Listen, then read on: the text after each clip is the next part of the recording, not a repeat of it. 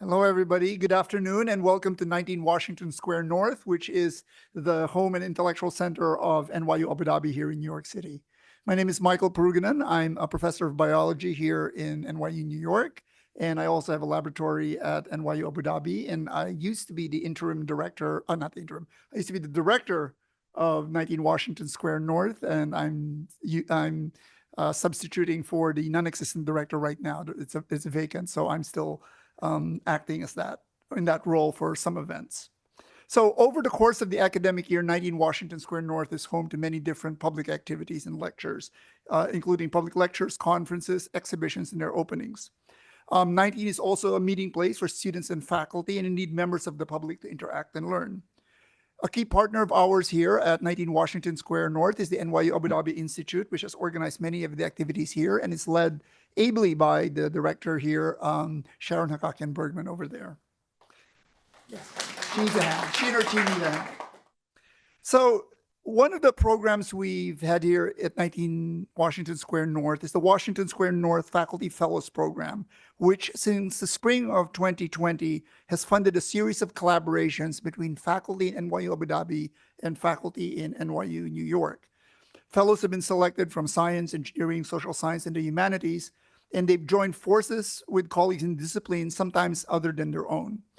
Their joint research or artistic accomplishments contribute to the scholarly activity of 19 Washington Square North here in New York, as well as to faculty collaboration across NYU's global network and to the production of knowledge in their fields and also creative production.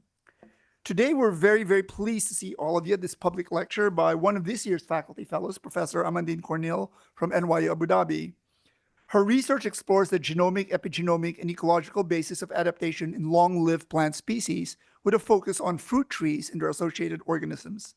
Amandine is internationally recognized for her pioneering work on the domestication, adaptation, and resilience of perennial crops, particularly the apple tree and its wild relatives.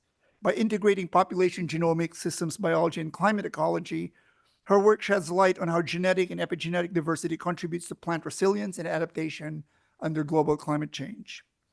Before joining NYU Abu Dhabi, Amandine was a permanent CNRS researcher at Université Paris-Saclay, where she founded and led the Eclectic Group, which stands for Ecology and Genomics of Trees' Responses to Global Changes. I think that's in French. Because I'm going, that doesn't spell eclectic. Her scientific leadership has been recognized with the CNRS Pauletti Prize, the ATIP CNRS Young Investigator Award, and numerous international research collaborations across Europe, the Middle East, and North America. As I said, this year, she's one of 19 Washington Square North's faculty fellows, working in collaboration with Professor Carol Wang, who's here at the Center for Genomics and Systems Biology at NYU New York, and she's there. There she is, right here. So again, it's a pleasure to welcome all of you here this afternoon, and let us welcome Amandine Cornell to tell us about apples in her talk today. Thank you.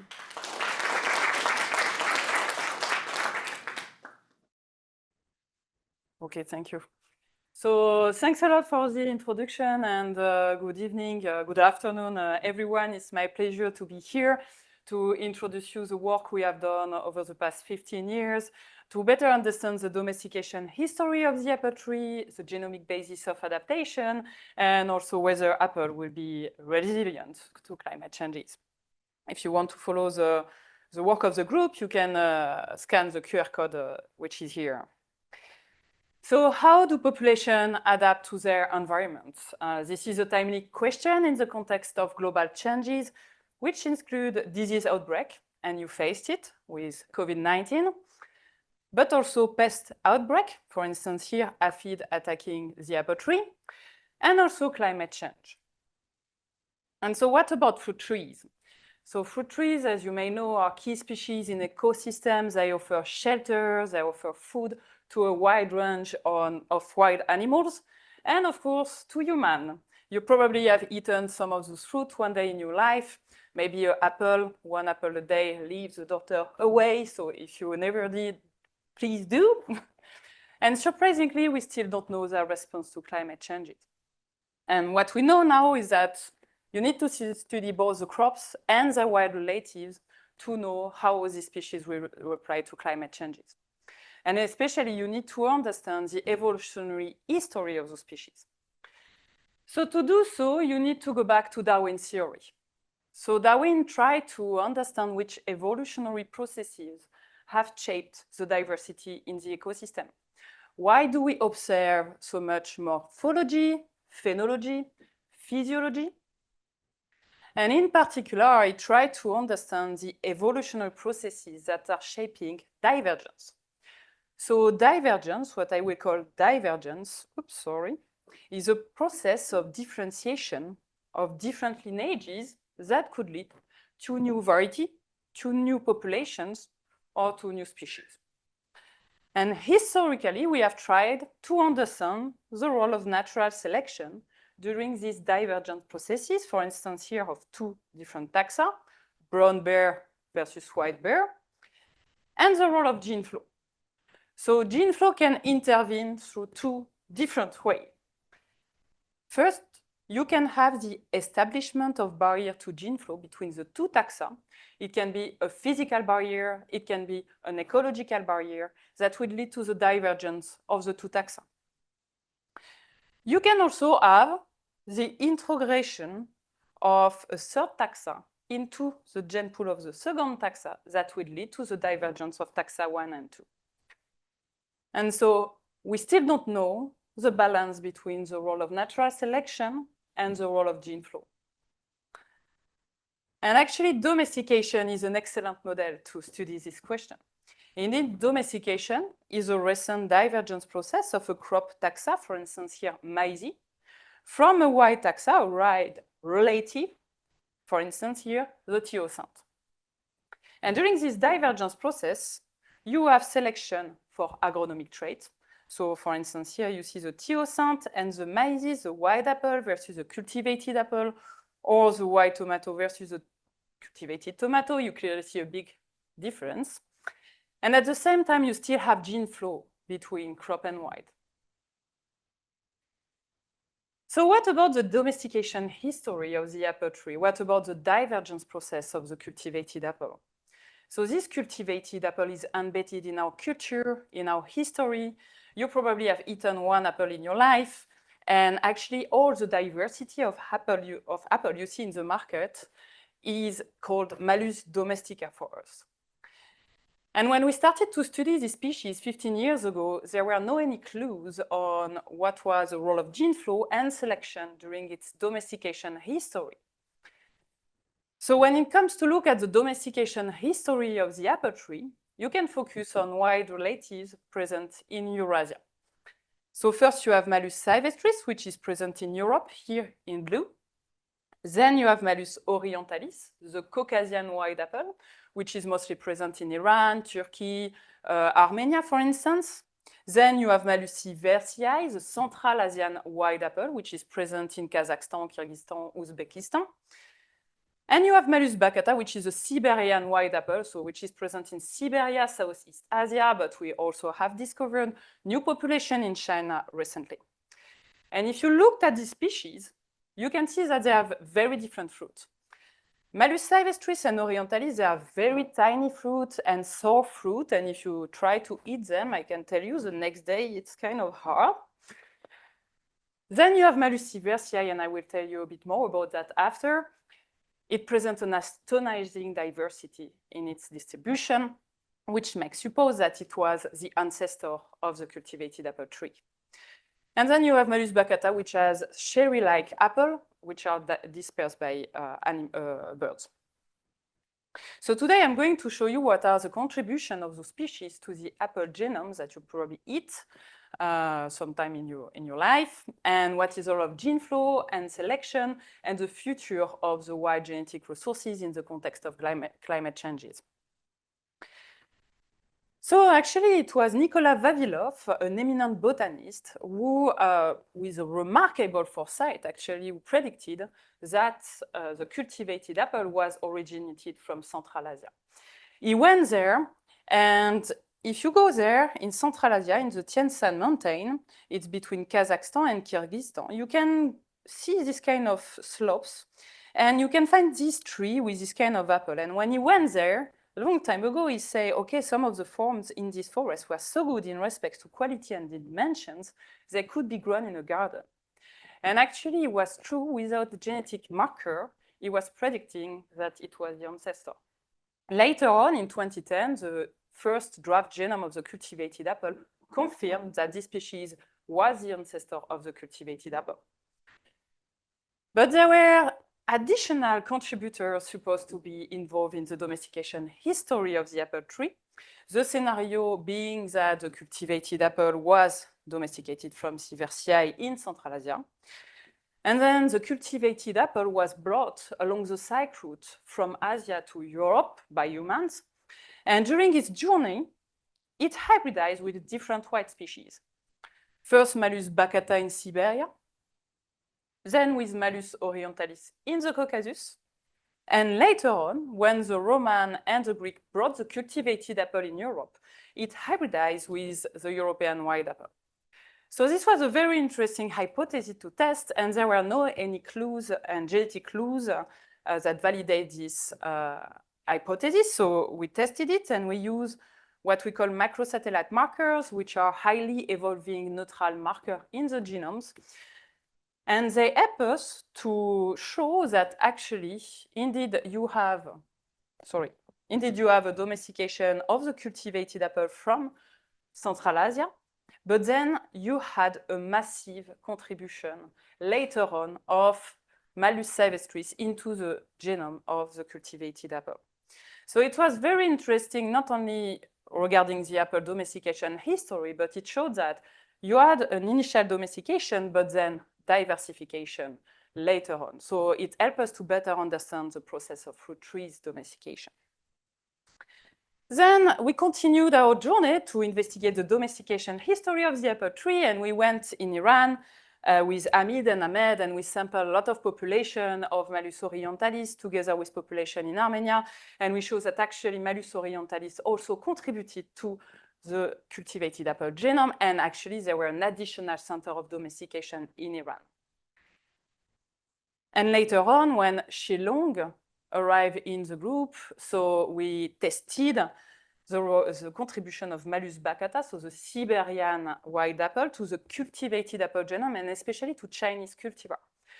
Some Chinese cultivar, we know that they are adapted to cold conditions, and we show that actually Malus baccata did introgress the cultivated apple genome and this Chinese cultivar, and this could be linked to adaptation to cold. So it was very interesting because it shows that the domestication of the apple is complex and protracted and involve a lot of location and a lot of species. And if we looked at the process of divergence of the cultivated apple, we also show that we have a lot of genome from gen flow from the wild to the crop. So we use different kind of marker, microsatellites, SNP markers. And this is a pattern that you can observe in different species as well. We have observed that as well in apricot. So it was work that we did in collaboration with colleagues in France. We also see that in olive tree, in grape, and of course, we see that in date palm, which is the study model of some colleagues here in NYU and NYUAD. So at that time, we were okay, you have a lot of gene flow from the wild to the crop, but do you have a lot of gene flow from the orchard to the natural forest? And what could be the consequences for the wild apple species? We investigated this question in Europe, looking at the gene flow from the cultivated apple to the European apple, because we knew that it was a secondary contributor to the cultivated apple genome. So our questions were focused on the quantification of the gene flow, especially also knowing whether we were influencing those gene flow and whether you have adaptive consequences of those gene flow to set up whether we have to look for conservation of genetic resources of the European wild apple. So what we did is that we did citizen call, and it was very successful because we received a lot of leaves of wild apple across Europe. And we also did field sampling, of course, and we received about 2,000 samples.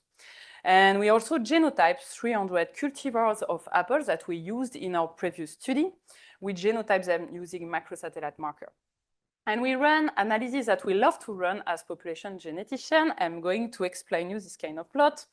Basically, it's a bar plot that helps us to know the extent of gene flow and hybridization between different gene pools. So how do you read this kind of plot?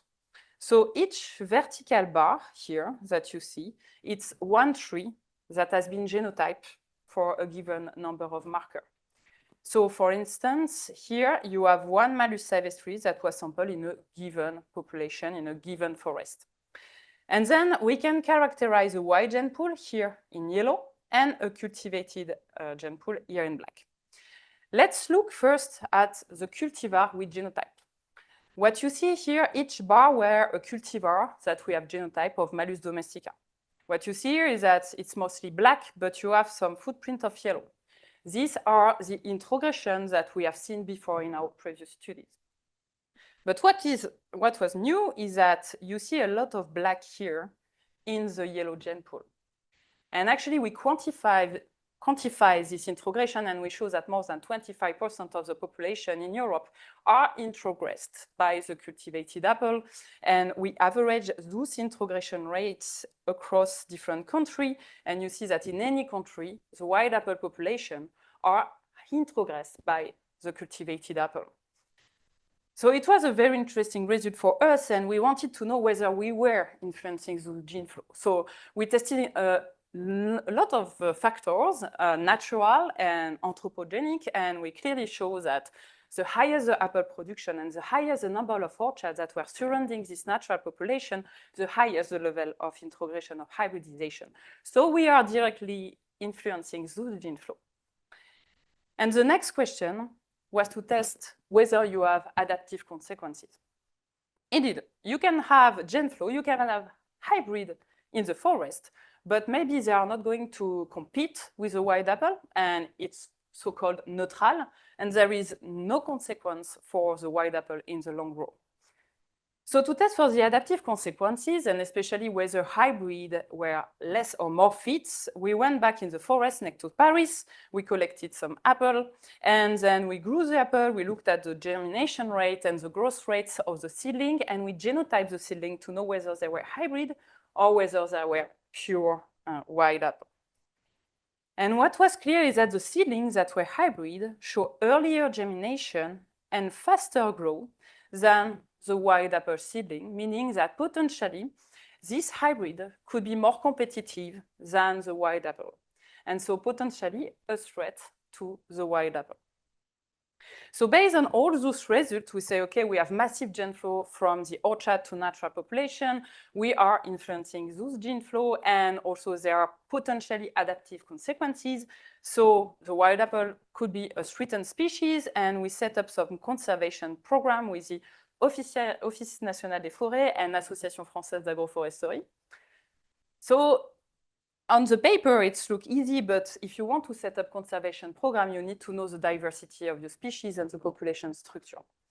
So using, again, macrosatellite marker, we try to test how many genetic units you have in your data set. So here we show that in the wild apple, you have 5 main genetic groups in Europe. So each pie you see were sites that we sampled that were represented by about 10 to 15 individual trees, if I would say. So you see that there is one population in Eastern Europe, one in Italy, 2 in France in green and yellow, and 1 in blue. And we did use modeling, and we showed that this population resulted from the last glacial maximum variation of the climate. So you maybe know that 20,000 years ago, most of the temperature across the world decreased, and most of the population migrated, the temperate species at least, migrated to the so-called glacial refugia. And during this isolation, they did not exchange gene flow, and they differentiated. And then 10,000 years ago, you had a warming across the world, and most of the temperate species recolonized the northern part of Europe and also of North America, by the way. And during this recolonization, what we have shown is that all the population you have seen have exchanged a lot of gene flow. So these were very interesting results because we have seen that at least we have minimum 5 genetic units to conserve. but also that during an intraspecific divergence process of a temperate fruit trees, you have massive gene flow. And last but not least, the white apple responded to past climate changes. And it opened a lot of new questions. So do you have genes, alleles, epi-alleles involved in this response to climate? And do you have plasticity?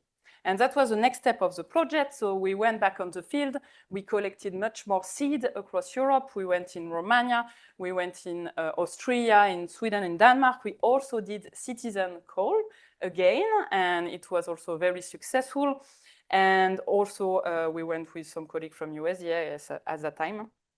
And after a lot of discussion, we decided to set up a conservation orchard and an experimental orchard in the Paris-Saclay Plateau. So in this orchard, we have planted about 400 wild apple trees that come from these 5 genetic groups. And I put all this logo because it was not only a scientific adventure, but also a juridic, political, and personal adventure to set up this kind of orchard. And just to give you a brief overview of the different steps. So just before COVID, we planted 2,000 seed in these pots, as you see here, and then lockdown. And so for almost a year, these plants grew like very well in the greenhouse. Some trees like were 2 meters tall. And so all these seedlings were genotype. And then we planted during the 3rd lockdown, the orchard with the help of many people here, as you have seen here. And the next spring, we started to sample, to phenotype, to sample leaf for sequencing. And I learned a lot of stuff, like driving a truck, actually. And I want to thank all the people that has been involved in this project. And so this orchard is an experimental station for testing for fruit tree adaptation to climate, and especially to know whether you have climate-driven natural selection in the wild apple and how many genes and which genes are involved. It's also an ex situ source of apple science for conservation and breeding programs. And last but not least, we have training and outreach station with a program called There is a Seed of Trouble for the Planet. And we have pedagogy kits, training posters that are shared online if you want to access them. And then we were okay, we are not done with orchard, we want to do more. And so we started to deploy this orchard and replicate them across Europe. And we wanted to test the responses of wild and cultivated apple to climate change. So you see here on the map the different wild apple orchard in yellow that we have planted. So here in Denmark and here in Eastern Europe and mostly in France. And we have also planted cultivated apple orchard. So in Belgium, you have also one here that overlap with the wild apple orchard and one in Spain. Of course, they are not as big as the one in Saclay. They are smaller. They are with 100 trees. And as a preliminary result, we are still working on the data with Maxime and Mathieu. You can see here the variations that we observe in Malus domestica in the cultivated apple in 2 sites in France and Spain. And this PCA, so it represents a variation of the flowering time and the photosynthetic activity of the cultivated apple, and we already see differences. I'm not going to spoil, but we see a lot of different results, and please keep track of the next preprint that will arrive. And so as a preliminary step to this in natura project, we have tried to understand the responses of wild and cultivated apple to climate change, but in controlled conditions. In what we call climate simulator at the Ecotron station in the southern part of Paris, sorry. And this is small room that you see here, and you can control temperature, humidity very precisely. And what we did with all these guys, we took the seeds that we sampled in Denmark, in France, in Romania, and in Armenia, and we reciprocally transplanted them in a French climate, in a Romanian, Armenian, and Danish climate. It's a typical transplant experiment. And our aim was to test whether you have local adaptation and or plasticity in this wild and cultivated apple. And we use an integrative approach combining the phenotyping at different levels, so looking at the physiology, photosynthetic activity, carbon nitrogen reserve, morphology, and also performance of the seedling. It was the work of Noemi. And we also look at the genes involved using the express genes, so RNA-seq data, and also we sequence the genomes of the seedling with Eurasia. And so what do you expect when you have local adaptation? So if you have local adaptation, what we should see is that the fitness of the seedling, for instance here of the Danish seedling, should be higher in the Danish climate. The Romanian seedling should have their highest survival rate in Romania, and so on and so forth. That is, in theory, if you have pattern of local adaptation to climate. Let's see the data.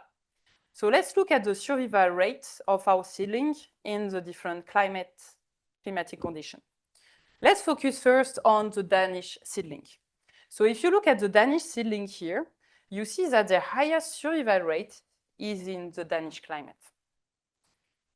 If you look at the French seedling this time, you follow here depending on the climate, and you see the highest survival rate is in France. And so that's its typical pattern of local adaptation. Now, when you look at the survival rate of the Romanian seedling, here, you see that they just poorly perform. So they probably are poorly adapted. Then you look at the Armenian seedling, which are actually Malus orientalis, but you know the notion of a species is very relative in trees. You can consider different species, population, and orientalis has a very high survival rate and perform very good in a different environment. And Malus domestica was also very stable in whatever the climate condition. So interesting, very different pattern of adaptation here. The second question we wanted to test is, do you have plasticity? So what is plasticity? Plasticity is the ability of a given genotype to produce different phenotype depending on the condition. So we tested this hypothesis. I just show the result for Malus sylvestris, and we look at phenotypic plasticity based on the different traits we measured, so performance, photosynthetic activity, carbon-nitrogen ratio, and morphology. And here are the results. I'm not going to comment any graph here, but what you have to see here is that you have the different curve for each trait in different conditions for each population. What you see is that all the time, whatever the plot, they are parallel. This is typical pattern of phenotypic plasticity. So that was striking, and actually we have phenotypic plasticity in the wild apple. So then we were okay, we have adaptation, plasticity, but which genes are involved? Is there any genetic basis? So first we looked at gene express. I'm just showing you a very small plot, but what we have seen is that most of the differentially expressed genes are explained by the climate. And this is the work of Ronan, and he's finishing his manuscript, and he looked at core genes in response to climate, and they are related to cell wall biogenesis, cellular response to starvation, regulation of seed growth. So these are functions that are known to be involved in response to climate stress. And he did many more analysis with Shilong, actually. And Shilong, he used actually synonymous and non-synonymous nucleotide variation that you can associate with climate variables. And he found hundreds of genes that are associated to climate-driven selection in the wild apple. And I'm not going to enter in the details, but we then overlap these different signals to look at genetic basis of adaptation and functional validation. So if I sum up on this study, we use in controlled condition an integrative approach, and we show high phenotypic plasticity of wild apples to climate. We show also pattern of local adaptation of the French and Danish population and a poor adaptation of the Romanian population. And we show that the cultivated apple is relatively stable. And we have core genes related to the response to climate. And we have more analysis that will be put in the preprint of Ronan and Chilon. But as I told you, we have set up a lot of orchards across Europe, and now we are looking at the response of wild and cultivated apple in the field. And to that aim, and especially, we are focusing on predicting the response of cultivated and wild apple to future climate changes. And to do that, we are doing what is so-called genomic vulnerability analysis. We combine nucleotide variation and climate variation, and we do model prediction to know which cultivar, which feed better in different environments. And we don't do that only in the apple tree, but we also do that in almond, in peach, in apricot, in grape, and olive to have a large overview of what is happening in fruit trees in Europe mostly. And so this is the work of Maxime, Mathieu, and Ombelin currently. And an ongoing project that has just started with Carol, it's also to look at the epigenomic marks that are involved in the field, and I will tell you a bit more in my next slides. And so Carol is involved, and also Anthony, my lab manager, and Sadaf, who is a capstone student. So I show you that natural selection has been involved during the divergence of the wild apple. But what about the role of anthropogenic selection in the domestication of the cultivated apple? Do you have adaptive divergence of the cultivated apple? That was the work of Shillong. So he investigated how many and which genes have been involved in the domestication of the apple tree. And especially he looked at the genomic landscape of this Y2 crop in progression to know if you have potentially climate-related genes or alleles from the wild. And I invite you to look at this preprint, which is under review, to go further in the details. And now what we are looking at is the role of transposable elements. So I don't know if you already heard about transposable elements. These are a repetitive region of the genome, and you have to know that it's a major part of many genome in plants. And for a long time, we could not access to this variation because we didn't have the tools to access it, but now we have very powerful sequencing technology, I would say, and we can access to this variation, which is supposed to be adaptive or neutral, we don't know. And that is the question we are asking. Do we have transposable elements that has been involved in the domestication history of the apple, and where they're adaptive? So this is the work of Aurélie and Soumya, who are postdoc at Abu Dhabi, and they look at transposon insertion polymorphism in the apple tree, but not only, in the almond, in pear, in apricot, and also in peach, to have a comparative population genomic view of fruit tree domestication. So to sum up, we have seen that there is a complex domestication history of the apple tree with the contribution of several wild apple species. We also show that there is high level of crop to wild gene flow that threaten the wild species and potentially genetic resources like disease resistance, drought resistance. And we also show that there is genes involved in the domestication of the apple tree and also transposable elements, spoiler alert. And so once we got a very good idea of the evolutionary history of the crop, we have started to test whether you have adaptation or plasticity in the apple trees. And so in particular, which alleles were involved, and we did control condition experiment comparing crop and wild responses to climate changes, and we show that both plasticity and adaptation are involved in the cultivated and the wild apples, and also genes are involved. And we are currently running some in natura experiment to better understand whether you have also climate-related genes involved. And we are moving one step forward, looking now with Carol to epi alleles and especially methylation and transposable elements and their role in the response of the apple tree to climate change. Why? Because transposable elements are often close to the genes and can regulate the genes. But their methylation can be activated depending on the condition. And so there is potentially a link between methylation, transposable element, gene expression, and more broadly, the response of plant to climate changes. And in the context of fruit tree, epigenetic variation can be the key to their resilience. Indeed, you may know that actually most of the trees are grown in orchards for years. So they are facing climate changes daily, yearly, and even over centuries. So epigenetic variation could be a way for trees to cope very quickly to different changes compared to nucleotide variation.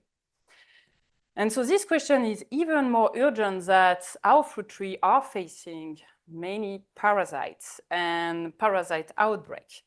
It's mostly because when we grow fruit trees, we grow most of the time a single clone, and it favors the spread of different parasites. So if I summarize on this presentation, we see that evolution and fruit tree resilience have been shaped by both natural and human forces. And so climate resilience depends on maintaining genomic, epigenomic, and ecological diversity. conservation and breeding must value wild relative as a reservoir of adaptive allele, and we should favor within crop diversity and wide crop gen flow. And maybe we should go back to Vavilov theory on that point, who say, okay, maybe we should go back to this diversity beyond performance. And last but not least, basic research on biodiversity is crucial to answer food security in the face of global changes. I hope I convinced you today. And on that, I want to thank all the founders, and especially NYU and NYUAD, and all samplers for their help. And also, I want to thank all the people who have been involved in the project over this year. And also my group with Anthony, Amandine, Mathieu, Shilong Xu, Aurélie, Somia, and all the PhD candidates, Sergio, Celia, Yuchi, Maxime Ronan, and all the master and capstone students.